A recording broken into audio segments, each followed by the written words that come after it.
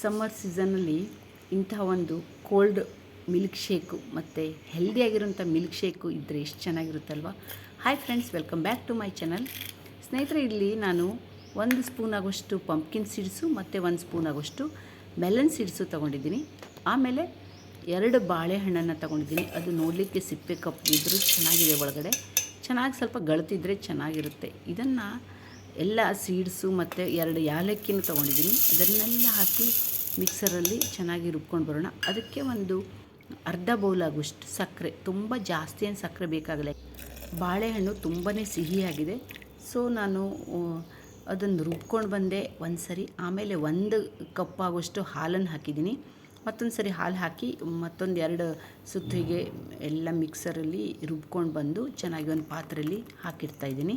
ಅದಾದಮೇಲೆ ಇದು ಹಾಲು ಸಹ ನಾನು ಫ್ರಿಜ್ಜಲ್ಲಿ ಇಟ್ಟಿದ್ದ ಹಾಲು, ನೀವು ಆಮೇಲೆ ಬೇಕಾದರೂ ಫ್ರಿಜ್ಜಲ್ಲಿ ಇಡ್ಬೋದು. ಇದು ಫ್ರಿಜ್ಜಲ್ಲಿ ಇಟ್ಟಿದ್ದ ಹಾಲು.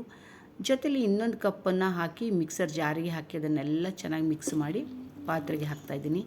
ನೀವು ತಣ್ಣ ಹಾಲು ಇಲ್ಲ ಅಂತಂದರೆ ಫ್ರಿಜ್ಜಲ್ಲಿ ಇದನ್ನು ಮಾಡಿ ಫ್ರಿಜ್ಜಲ್ಲಿ ಕೂಡ ಒಂದು ಅರ್ಧ ಗಂಟೆ 1 ಗಂಟೆ ಇಟ್ಟರೆ ತುಂಬ ಚೆನ್ನಾಗಿ ತಣ್ಣಗಾಗುತ್ತೆ, ಚಿಲ್ಡ್ ಮಿಲ್ಕ್ ಶೇಕ್ ಆಗುತ್ತೆ.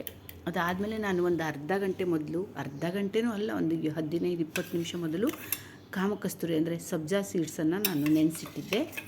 ಅದು ಎಷ್ಟು ಚೆನ್ನಾಗಿ ಹೆಂಗೆ ಉಬ್ಕೊಂಡು ಒಳ್ಳೆ ಗುಳ್ಳೆ ಆಗಿದೆ. ಅದನ್ನು ಒಂದು 3 ಸ್ಪೂನ್ ಹಾಕಿದ್ದೀನಿ. ತುಂಬ ಅದು ಬಾಡಿಗೆ ತುಂಬ ಕೂಲ್ ಮಾಡುತ್ತೆ. ಸಬ್ಜಾ ಸೀಡ್ಸ್ ಅಂದರೆ ಕಾಮಕಸ್ತೂರಿ ಬೀಜ ಅಂತ ನಾವು ಹೇಳ್ತೀವಿ. ಅದು ತುಂಬಾ ಬಾಡೀಲಿ ಒಂದು ಕೂಲ್ ಮಾಡುತ್ತೆ ಬಾಡಿಯನ್ನು. ಅದು ತುಂಬ ಈ ಬೇಸಿಗೆಗಂತೂ ತುಂಬಾ ಒಳ್ಳೆಯದು. ನಮ್ಮ ಮನೇಲಿ ನಾವು ಆವಾಗ ಇದನ್ನು ಕುಡಿತಾನೆ ಇರ್ತೀವಿ, ಪ್ರತಿದಿನ ಕುಡಿತೀವಿ ಅಂದರೂ ತಪ್ಪಿಲ್ಲ, ಅಷ್ಟು ಒಳ್ಳೆಯದಿರುತ್ತೆ. ಅದರಲ್ಲೂ ಬಾಳೆಹಣ್ಣಿನ ಈ ಮಿಲ್ಕ್ ಶೇಕ್ ಜೊತೆ ಕಾಮಕಸ್ತೂರಿ ಬೀಜ ಅಂದರೆ ಸಬ್ಜಾ ಸೀಡ್ಸನ್ನು ಹಾಕ್ಬಿಟ್ರಂತೂ ಇನ್ನೂ ಚೆನ್ನಾಗಿರುತ್ತೆ ಮಿಲ್ಕ್ ಶೇಕು. ಆಮೇಲೆ ನೋಡಿ ಥಿಕ್ಕಾಗಿದೆ, ಯಾಕೆಂದರೆ ನಾವು ಆ ಸೀಡ್ಸ್ ಹಾಕಿದ್ವಲ್ವ. ನೀವು ಕಾಜು ಬಾದಾಮ್ ಏನು ಬೇಕಾದರೂ ಹಾಕ್ಕೋಬೋದು, ಡ್ರೈ ಫ್ರೂಟ್ಸನ್ನು. ನಾನು 2 ಹಾಕಿದ್ದೀನಿ. ಆದರೆ ಭಾಳ ಚೆನ್ನಾಗಿತ್ತು ಫ್ರೆಂಡ್ಸ್, ತುಂಬಾ ಟೇಸ್ಟಿಯಾಗಿ. ನೋಡಿ ಎಷ್ಟು ಇದನ್ನು ಊಟದ ಟೈಮ್ನಲ್ಲಿ ಸುಮಾರು 12-12ವರೆಗೆ ಕುಡಿದ್ಬಿಟ್ರೆ ಹೊಟ್ಟೆ ಫುಲ್ಲಿರುತ್ತೆ. 2 ಗಂಟೆ ಅದು ಹಸಿವಾಗಲ್ಲ ಗೊತ್ತಾ, ಅಷ್ಟು ಚೆನ್ನಾಗಿರುತ್ತೆ. ನಾನು 3 ಕಪ್ ಆಗಿದೆ ಇದು, ನಾನು 2 ಕಪ್ಪಿಗೆ ಸರ್ವ್ ಮಾಡಿದ್ದೀನಿ. ದೊಡ್ಡ ಗ್ಲಾಸಿಗೆ ಸರ್ವ್ ಮಾಡಿದ್ದೀನಿ. ತುಂಬ ಚೆನ್ನಾಗಿದೆ ಫ್ರೆಂಡ್ಸ್. ಇದನ್ನು ಥಂಡಿಯಾಗಿ ಕುಡಿದ್ರಂತೂ ಎಷ್ಟು ಚೆನ್ನಾಗಿರುತ್ತೆ.